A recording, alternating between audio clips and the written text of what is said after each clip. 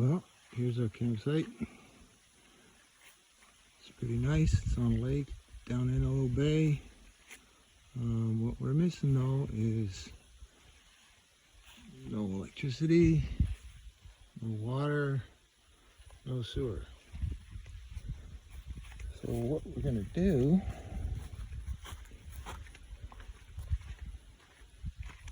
is upgrade a bit and try to figure out how to install this Renogy 200 watt solar panel kit. It's the box it came in. This little one was inside it. I already had a peek. I'll show you what's in it and we'll go through how I'm going to make this system work.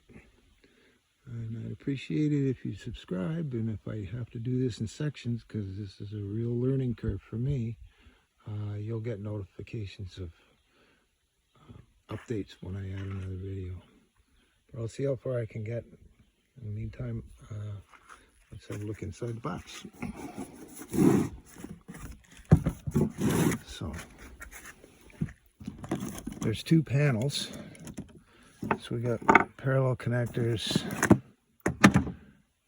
two cables to run down from the panel, from the solar panels, a Bluetooth module, which I'm looking forward to using to monitor what's going on, two battery cables, a roof mount insulator, which I'm not keen on because it looks like all you do is glue this thing down to the roof like that, and run the cables in the back. They're rubber in them, so they're supposed to be waterproof, but I am of the mind that I really am reluctant to drill holes in the roof of this camper. So I'm going to try and do something a little different. I want the panels on the roof because they're out of the way, but I think I'm going to run the cables down the side and hook up our charge controller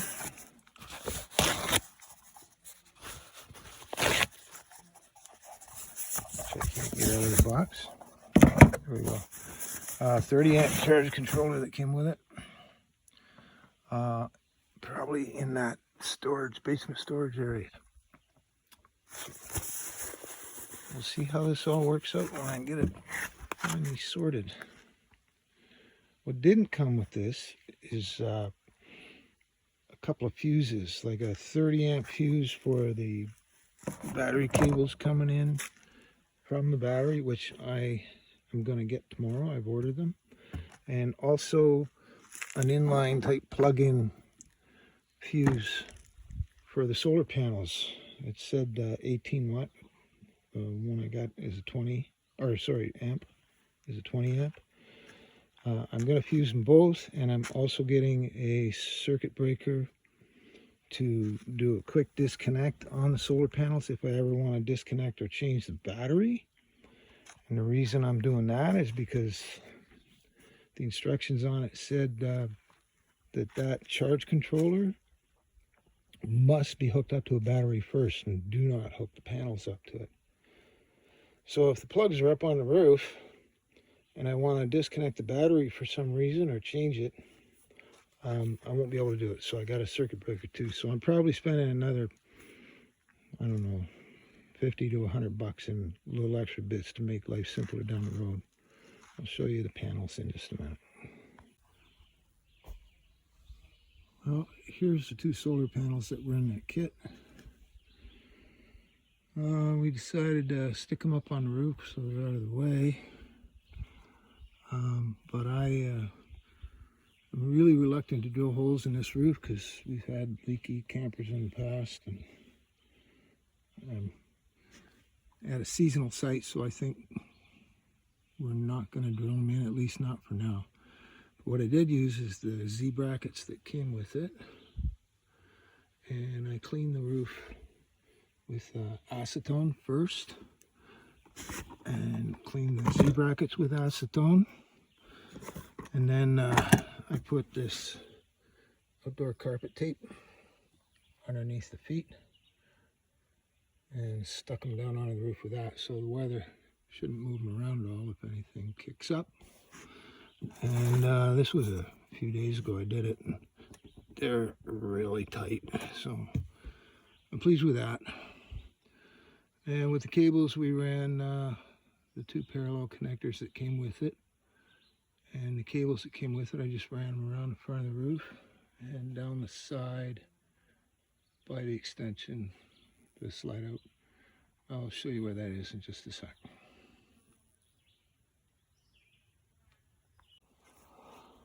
So here's where I ran them down the side. Just in behind the cables. Just have to remember never to close the slide. So those are still there. And run them underneath. And we're going to come up inside this basement storage compartment. And we decided we're going to put the controller, etc., right in here on this wall. It's a real thin wall, so I'm not going to try and flush mount them. I'll just mount them right on it. I don't need access to it very frequently, I hope. But I can always check and monitor it. And it also comes with a Bluetooth attachment, so I'll be able to do it with the phone, which is a really nice perk. So I'll show you what didn't come with the kit that I needed. Here's what didn't come with the kit. What I was reading, it said that the only way you can disconnect the battery is if the solar panels are not connected. And with the connectors up on the roof, that would mean anytime I wanted to change the battery or do anything with it, I would have to disconnect the solar panels from the roof. So, A, they don't come with a fuse or a circuit breaker. And B, I want it down in the basement area where I'm going to mount the controller so that if I ever want to disconnect the battery or change it, I've got this 20 amp circuit breaker that is just going to mount onto the wall. And I'll run the solar panels through it. So then they're fused, they're protected, and I can completely disconnect them before doing any work with the battery. Also, the power going into the controller is not fused either, and it should be. So I got an extra 30 amp circuit breaker that just clamp onto the battery and then mount the cable to it. Or not a circuit breaker, sorry, a 30 amp fuse. I'll post the links for these down in the description later, as well as the kit. So I'm going to get started on wiring this stuff up, and I'll get back to you with that. Sorry for the fragments. I'm just kind of chipping away at a piece at a time, and I wanted to share the project with you. I'm also going to ask you, please remind you to subscribe so that I can do an update in a week or two on how it worked out, how it's running. And also, when this project's finished, I'm going to install a power inverter that you might find interesting also. So I'd like to see you get notifications of that one too when that gets up, if you're interested. Appreciate you watching and your patience. Thanks a lot. I'm going to bring the cables inside, so I ran them underneath, and I just drilled 4 9/32 holes in here so they're nice and tight. I will also silicone them up just to keep ants and things out. And they're up into this little basement service area. You come in right there, and I will mount the controller up here above it, and the circuit breaker over beside it. Now, I had to take the cover off this, and I drilled 2 more holes in the back to mount it to the wall because they were solid. So there's one, and there's the other. Let's see how that goes. Here's the setup so far. Got that breaker for the solar panels in. The wires are up through the connectors that come with it. Just have a little tip on the end. You just crimp them on. I went an extra step and soldered them just to make sure they're solid. And they literally just push in and snap on. And you're in and ready to hook them up into the breaker. I'll show you the rest when I get it on. When you pull the back piece off it, take a look at the back of the controller. It's very well marked for the terminal, so there's no guesswork which one goes where.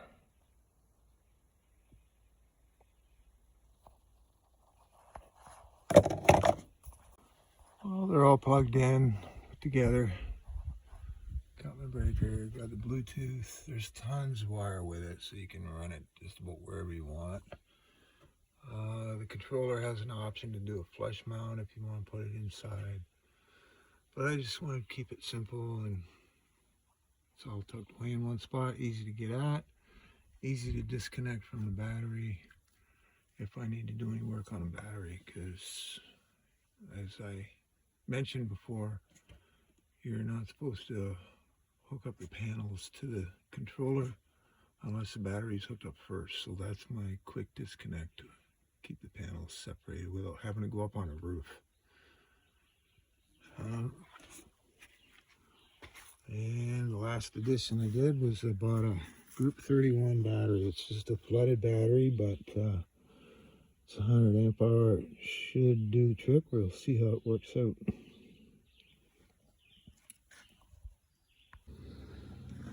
There's my fuse for the power going to the charge controller. There's in here. It's all hooked up. Easy to set up. Works like a charm.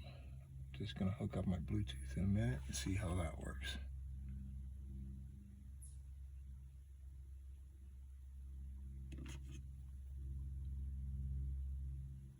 And I'm loving it. Pretty straightforward, pretty simple. It's charging right away, and it's kind of overcast and shaded right now. Yet I'm still getting a good charge. 1 amp right now.